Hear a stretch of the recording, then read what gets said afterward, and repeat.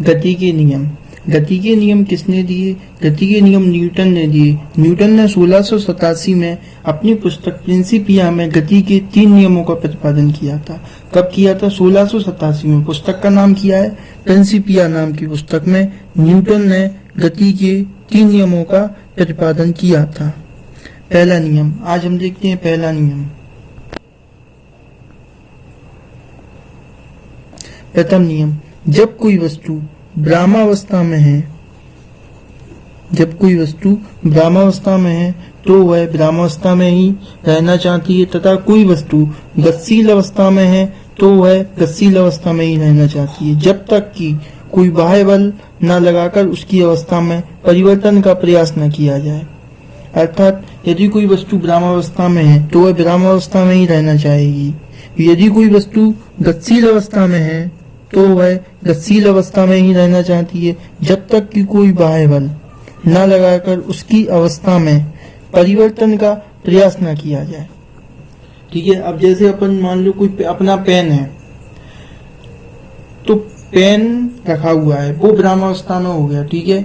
अब जब अपन पेन उठाते हैं तो हाथ क्या हो गया? हाथ से उठाते हैं पेन, हाथ अपना हो गया बाह्य बल, तो हाथ से पेन उठाना बाह्य बल हो गया।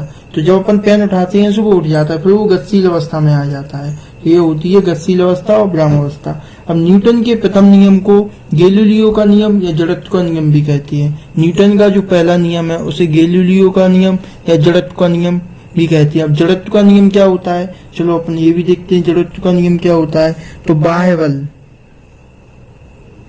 बाह्य बल के अभाव में किसी वस्तु की अपनी ब्रह्मावस्था या गतिशील अवस्था को बनाए रखने की प्रवृत्ति जड़त्व कहलाती है।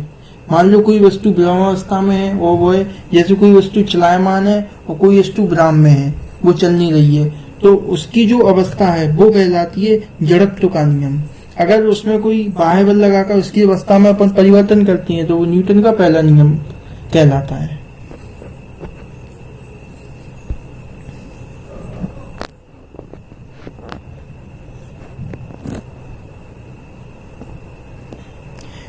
गति के प्रथम नियम से बल की परिभाषा भी प्राप्त होती है। अब बल की परिभाषा कैसे प्राप्त होती है?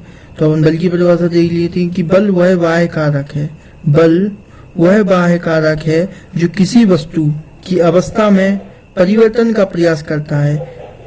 अर्थात बल वह बाह्य कारक है। यानी जड़त्व क्या है? यदि कोई वस्तु ब्रह्मावस्था में है तो वह ब्रह्मावस्था में ही रहना चाहेगी जब तक कि कोई बाह्य बल न लगाए, तो वो जड़त्व हो गया। और बल क्या है? बल बाह्य कारक है, बल लगाते हैं तभी तो पेन अपन उठा पाते हैं। ठीक है। तो बल क्या हो गया? वह बाह्य कारक जो किसी वस्तु की अवस्था में परिवर्तन का प्रयास करता है। यदि वह परिवर्तन कर लेता है तो वो क्या कहलाता है? बल लग गया हमारा। ठीक है। अगर परिवर्तन नहीं हुआ तो वो बल नहीं कहलाएगा, यानी बल लगा ही नहीं। ठीक है। बल एक सदिश राशि है। ठीक है, ध्यान रखना। और इसका ऐसा ही मात्रक होता है न्यूटन। बल का ऐसा ही मात्रक क्या होता है? न्यूटन। चलो अब हम जो है न्यूटन के प्रथम नियम के कुछ उदाहरण देख लेते हैं। देखो, ठहरी हुई या रुकी हुई मोटर गाड़ी, रुकी हुई मोटर गाड़ी की एकदम से चलने पर, जैसे कोई बस रुकी हुई है, उसकी एकदम से चलने पर उसमें बैठा यात्री, उसमें बैठा पैसेंजर वो पीछे की ओर झुक जाता है। यानी कोई बस में, जब अपन बस में बैठते हैं वो रुकी हुई है, जब वो चलती है तो एकदम से अपन पीछे की ओर जाते हैं। तो ये जो है न्यूटन के बल के प्रथम नियम के कारण होता है। क्यों होता है? क्योंकि जब वो रुकी हुई है तो वो ब्रह्मावस्था में है, और हम जब बैठते हैं तो हम भी ब्रह्मावस्था में हैं। तो उसमें जब बाह्य बल लगता है, ब्रह्मावस्था में है तो जब उसमें बाह्य बल लगता है, गाड़ी स्टार्ट होती है तो वो हो गया बाह्य बल, तो वो गतिशील अवस्था में आ जाता है, इसलिए अपन पीछे की ओर झुकते हैं। ठीक है। अब अपन अगला उदाहरण देखते हैं। चलती हुई मोटर गाड़ी के अचानक रुक जाने पर उसमें बैठे यात्री का आगे की ओर झुक जाना। मान लो कोई गाड़ी चल रही है, अगर एकदम से वो रुक जाए, वो गतिशील अवस्था में एकदम से रुक जाए तो किसमें आएगी? ब्रह्मावस्था में। तो अपन एकदम से आगे की ओर झुक जाएंगे जब ब्रेक लगाएंगे तो। ठीक है जी, ध्यान रखना। अब एक और उदाहरण है। कंबल को डंडे से पीटने पर उसमें लगे धूल के कणों का झड़ना। जब अपन कंबल है उसमें धूल के कण लगे हुए हैं, ठीक है, किसके कण? धूल के कण। तो वो ब्राह्मणावस्था में है। जब वो डंडे से बाह्य बल लगाते हैं उसमें, तो वो गतिशील अवस्था में आ जाते हैं और वो धूल के कण झड़ने लगते हैं। ये भी गति का प्रथम नियम है, न्यूटन के प्रथम नियम का ही उदाहरण है। ये भी कई बार बहुत बार पेपर में आया है, ये वाला भी याद रखना, ठीक है। सारी आए हैं।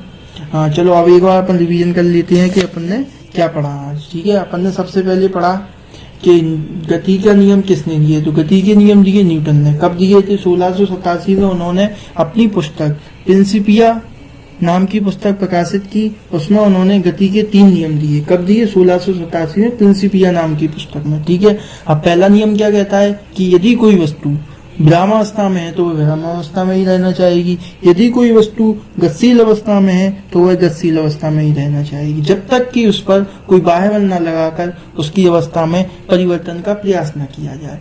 ये हो गया प्रथम नियम। अब इस पहले नियम से जड़त्व की परिभाषा निकलती है। जड़त्व की परिभाषा कैसे निकलती है कि कोई वस्तु ब्राह्मावस्था में है तो वह ब्राह्मावस्था में ही रहना चाहती है, और कोई वस्तु गतिशील अवस्था में है तो वह गतिशील अवस्था में भी रहना चाहती है। उसमें वो जो है अपने परिवर्तन का विरोध करती है। ये हो गया जड़त्व का नियम। जड़त्व का नियम जो होता है, इसी नियम से बल की परिभाषा निकलती है। बल की परिभाषा कैसे निकलती है? जब कोई वस्तु गतिशील अवस्था में है तो जब अपन उस पर फोर्स लगाते हैं यानी बल लगाते हैं तो वो अपनी अवस्था बदल देती है, यानी बल उसकी अवस्था को परिवर्तन का प्रयास करता है। इसलिए बल की परिभाषा प्राप्त होती है पहले नियम से। अब बल एक सदिश राशि है और इसका ऐसा ही मात्रक न्यूटन होता है, ठीक है। अब इसके अपन ने 3 उदाहरण पढ़े थे कि रुकी हुई बस या मोटर गाड़ी या कार, कुछ भी चीज जो रुकी हुई है उसमें एकदम से चलने पर उसमें बैठी यात्री के पीछे की ओर झुक जाना, ठीक है। ये भी पहले नियम का उदाहरण है। और चलती हुई गाड़ी एक अचानक रुक जाने पर उसके यात्री का आगे की ओर झुक जाना, ये भी पहला नियम का उदाहरण है। क्योंकि ये ब्राह्म से चलायमान अवस्था में आ रहे हैं और चलायमान से ब्राह्म अवस्था में, इसलिए ये पहले नियम के उदाहरण है, ठीक है। ऐसे भी याद रख सकते हैं हम। और कंबल को डंडे से पीटने पर उसमें लगे धूल के कण वो ब्राह्म अवस्था में होती हैं, फिर वो गतिशील अवस्था में आ जाती हैं। तो ये भी वो कण, धूल के कण जो है झड़ने लगती हैं। क्यों? क्योंकि वो चलायमान अवस्था में आ गए तो फिर वो झड़ जाते हैं। तो ये भी प्रथम नियम का उदाहरण है।